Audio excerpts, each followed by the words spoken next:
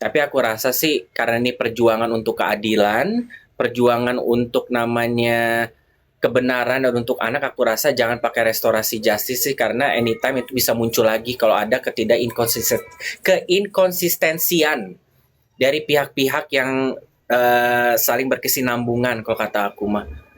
Ya lebih baik diperjuangkan aja. Kalau udah beres bagaimanapun ya udah itulah hasilnya masing-masing. Gitu ada, maksudnya musyawarah di dalam pengadilan kasus tuh ada yaitu restorasi itu.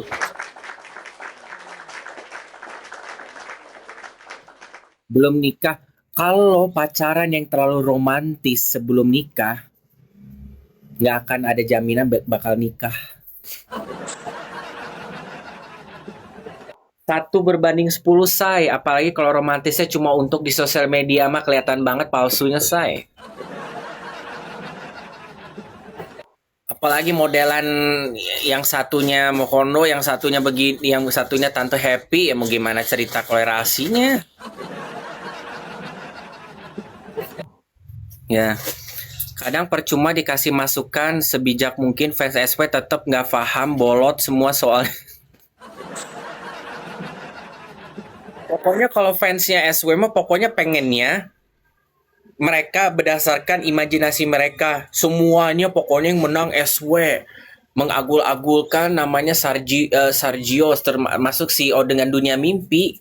Mereka juga adalah kaum-kaum rebahan di rumah, ibu-ibu yang nggak punya kehidupan jelas gitu loh.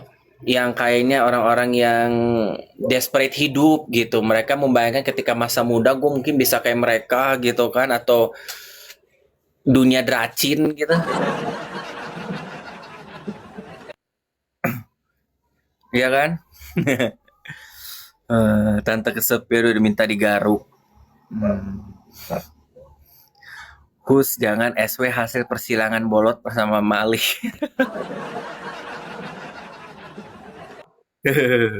Mereka berhayal dengan halu karena kelihatan pintar tapi bolot. Dok Cina lagi kalem karena tadi tuh aku ngedengerin podcastnya Deddy Corbuzier. Itu benar-benar ya Allah pandangan hidup. Ya sebenarnya di end of the day RO sampai bilang begini ya di podcastnya. RO sampai dibilang begini. Ini sebelum yang ngomongin masalah 200.000 per bulan ya. uh, Dedi bilang, lu kalau sebenarnya lu kan pengeluaran lu kan bisa per bulan tuh sampai ratusan juta lah, let's say lah begitu.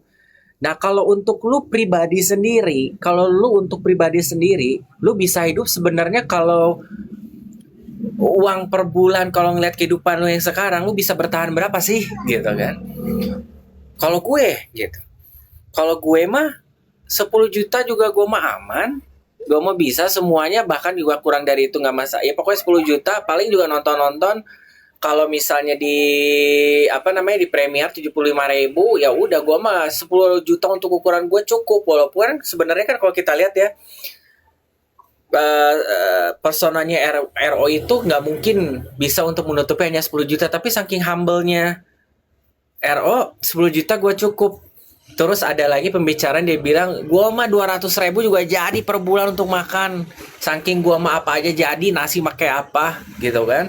Tapi gua nggak mau anak sama istri gua ngalamin apa yang gua alamin. Jadi gua bener-bener penuhin dah semuanya gitu kan. Ya Allah perjuangan ya.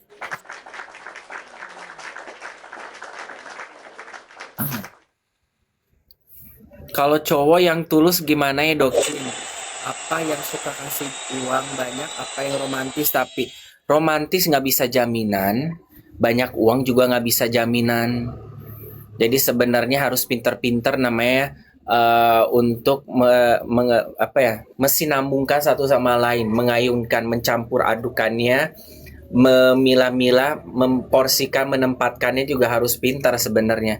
Kalau salah satunya tumbang, bakal tumbang juga. Lo mau banyak duit, tapi dinamika di keluarga nggak bisa, hanya duit lah yang mempertahankan itu sampai habisnya.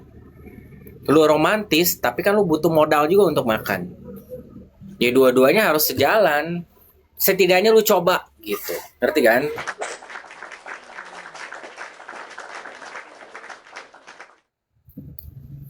Gitu loh.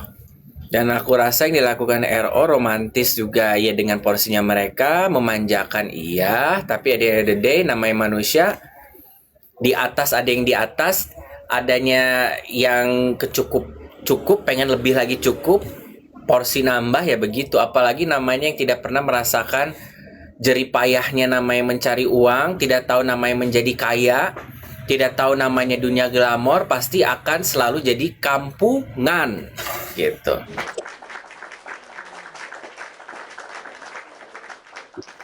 Sekarang gua nanya, emang SW mau dari yang sini biasa kehidupannya sama RO oke, terus tiba-tiba pindah ke CEO, mau nggak? Emang sepanjang lu nanti nikah pasangan sama CEO, yang lu mikirin masalah ngentot melulu? Enggak kan? Nafkain anak-anaknya bagaimana? Bayarin sekolahnya gimana? Malah lu bikin kismin entah dibikin sama dia. Lu ngurus 3 anak, bukannya onyo yang lu urus nanti nafkahnya 25 juta per bulan ke si CEO. CEO yang lu kasih makan 25 juta per bulan, ya kan? Hai Kire. Jadi kalian kalau mau nyimak, karena gini, podcastnya dari Deddy Corbusier ini kan 1 jam 25 menit. Tapi kurang lebih 30 menit dalam pembicaraan podcast mereka reminiscing. Ya, maksudnya mengomong masa lalu, masalah tentang siapa sih profil di balik seorang RO. Dia menceritakan masalah menjadi yatim piatu, ya kan? Masalah dari hidup yang dulu sebelum jadi Ruben Onsu sampai jadi Ruben Onsu, masalah perjalanannya, makanan kesukaan kayak gitu sih banyak. Jadi kita bisa selangkah lebih tahu tentang RO itu seperti bagaimana. Tapi yang Dokcin udah rekam di VT Dokcin itu 3-4 menit yang poin. Tapi sebenarnya dari pembicaraan itu semua kita bisa ambil hikmah sih, kita tahu. Aku senangnya sama podcast Deddy Corbusier itu membentuk siapa diri dia yang sebenarnya dan memberikan gambaran sudut pandang bahwa gue orang seperti begini, jadi apa yang gue lagi perkarakan lu bisa mengetahui bahwa seorang seperti begitu pasti atau tidak pastinya akan menimbulkan hal ini gitu. Ada namanya kemanusiawian yang kita lumrahkan ke dalam kasus ini gitu loh. Ngerti kan?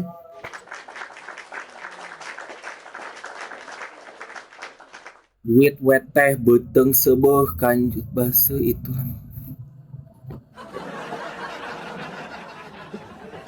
Ya, aya wae. Berani nggak ke podcast Dedi? Aku rasa gini ya, dari cara gini, tipe podcastnya Deddy Corbusier itu adalah tipe podcast real. Lu akan harus menceritakan kehidupan lu, realnya diri kamu sebagaimana, tidak bisa nangis-nangis kalau kata gue mah. Kalau menurut aku gaya podcast yang cocok untuk SW ya itu yang Densu, yang encounter pertanyaan, yang bisa lolos aja jawaban benar apa tidaknya atau ada buktinya. Kalau lu mau yang benar-benar unfiltered ya, bisa ngomong kasar, lu bisa lay back, bisa santai, lu bisa namanya jujur-jujur buka-bukaan gitu kan, yang benar-benar bahasa-bahasa masyarakat ngobrolannya di Deddy Corbusier, dan itu lebih otentik menurut aku, lebih real, lebih ketangkep encounternya, tidak main potong-potong kayak Ono.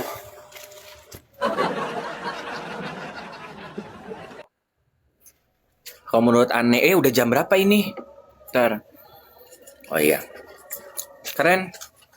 Kadang kita mah sekarang untuk podcast gini, pinter RO memilih Deddy Corbusier karena menurut dia tidak perlu apalagi yang untuk dibocorin gitu loh tentang perkara ini. Dan sebenarnya nih kalian lihat ada part di mana RO agak sedikit dipancing sama Deddy Corbusier pas udah ngomongin masalah gimana nih, masalah tentang yang rumor gitu kan, anak kalau disenambungkan, hati-hati banget.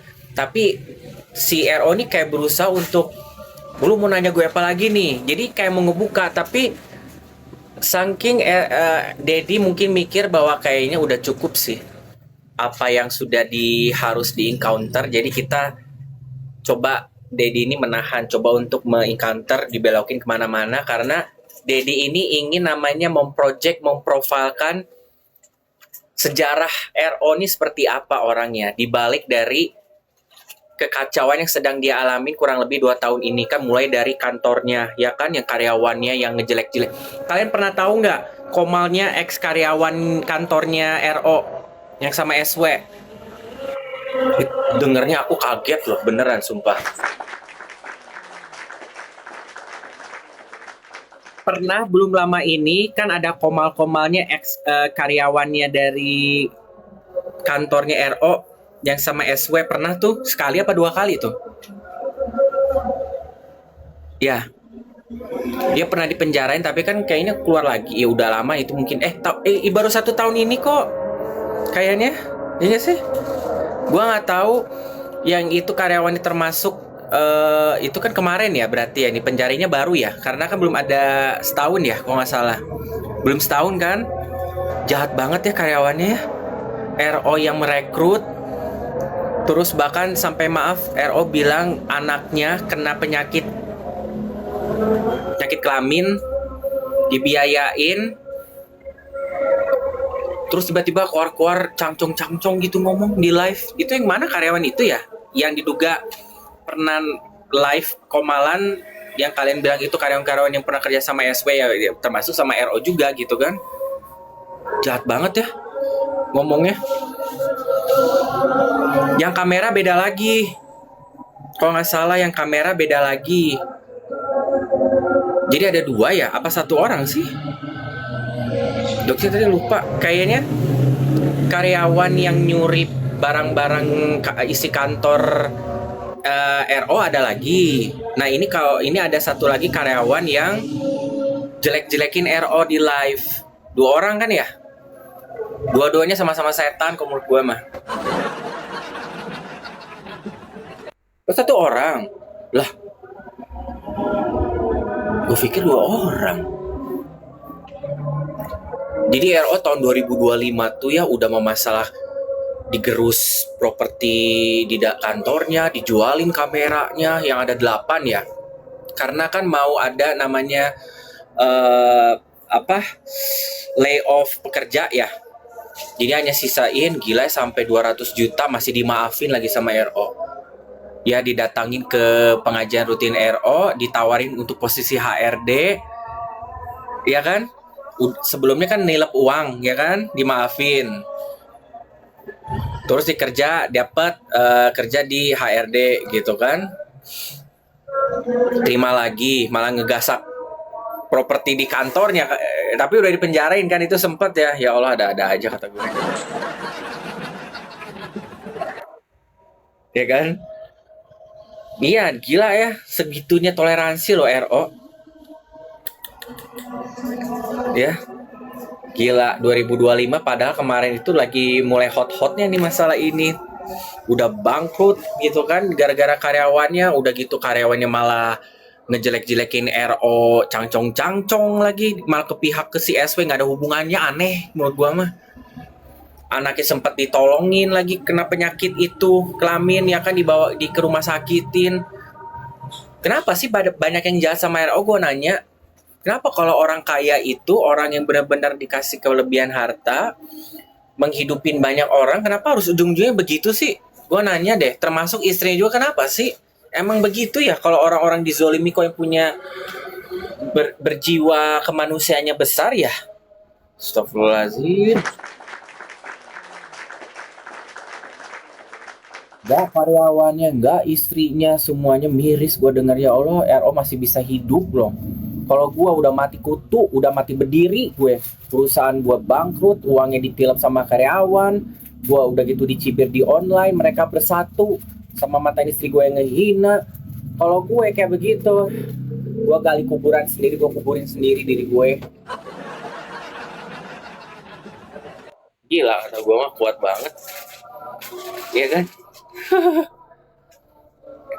RO itu dia juga bilang, Deddy Corbuzier bilang katanya ya di podcastnya, kamu ini sebenarnya workaholic atau kamu tuh sebenarnya butuh untuk kebutuhan kamu untuk biaya hidup sebenarnya kebutuhan hidup.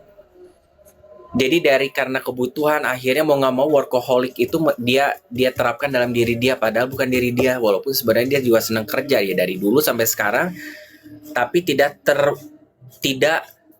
ter workaholic banget gitu. Karena tuntutannya semakin tinggi kan, apalagi sekarang tambah lagi, yaitu membuat dia jadi workaholic karena keadaan, bukan karena jiwa dia full, walaupun dia memang senang namanya kerja, senang namanya untuk mobiling, tapi si durasinya sama energinya itu di double up karena tuntutan ini. Dia pengen membahagiakan keluarga ya. Sebenarnya gini, itu sebenarnya adalah sebuah motivasi yang baik sebenarnya untuk ditanamkan RO, tapi juga itu jelek. Maaf banget, itu jelek banget. Kamu susah payah kerja, kamu namanya banting tulang untuk ngebagian orang lain, walaupun istri sama anak sendiri. Kadang kamu juga harus ingat sama diri sendiri. Bahkan RO sampai ditanya sama Dedi ya, kamu sebenarnya ada nggak sih punya keinginan yang kamu personally untuk nge-splurge diri kamu, untuk buang-buang uang untuk self reward. Bukan masalah kamu untuk kayak ke masjid, bukan. Ke masjid itu kan satu kegiatan ibadah ya. Itu merupakan nazar, ya kan? Tapi maksudnya self reward gitu istilahnya. Deddy Corbuzier ngomong. Nggak ada loh. Gua sampai yang duit miliaran tapi punya impian untuk self reward, nggak ada. Saking udah nggak mikirin diri sendiri, gila. Gue salut banget.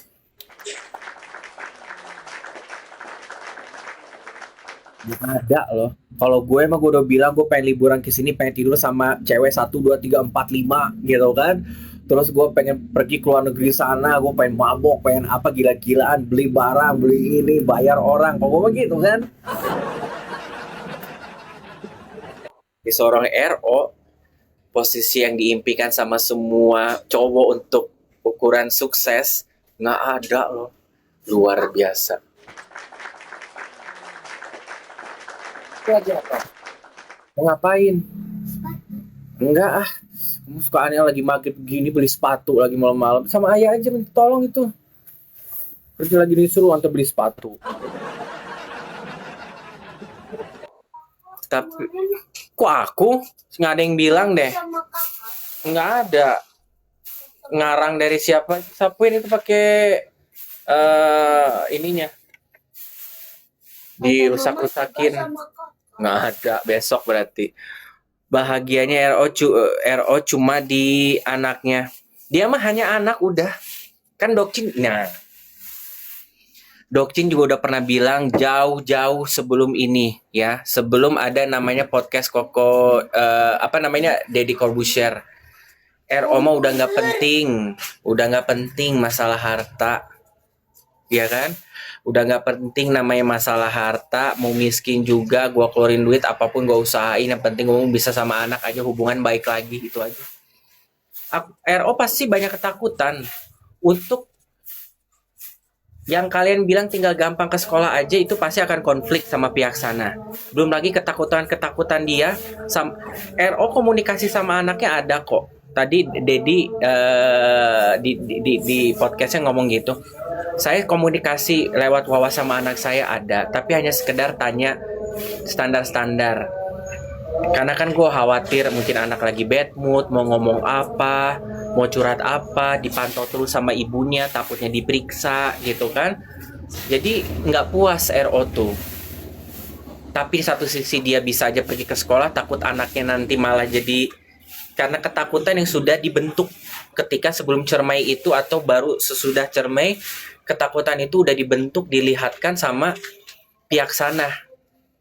Gitu loh, dengan namanya dia merasa kecewa udah gagal karena anaknya dibiarkan mendengar SW dengan tingkahnya dan menghina langsung bapaknya atau hal-hal lain. Jadi ada berbagai hal yang RO itu tidak mau mengencounter langsung, selain masalah regulasi yang berjalan di antara mereka untuk bisa seenak dewek apa tidaknya ketemu anak.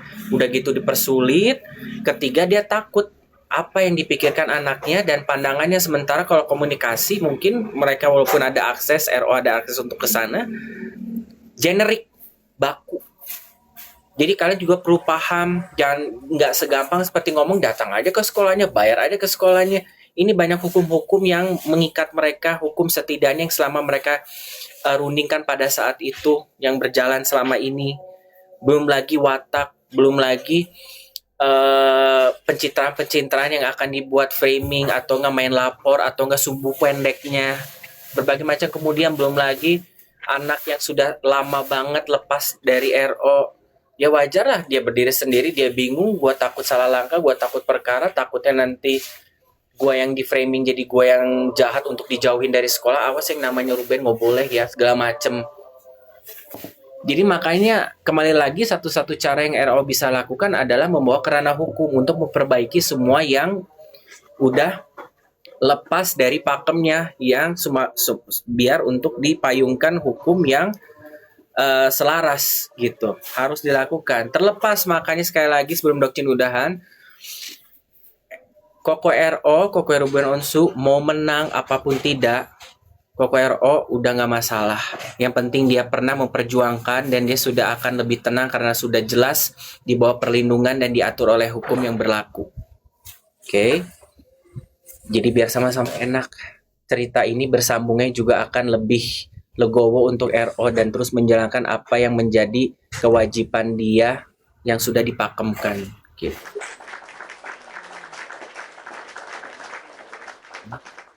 Yes, yang diperbaharui, diperketat, lebih dipayungkan. So guys, Dokcin udah maghrib, mau masuk dulu. Thank you so much untuk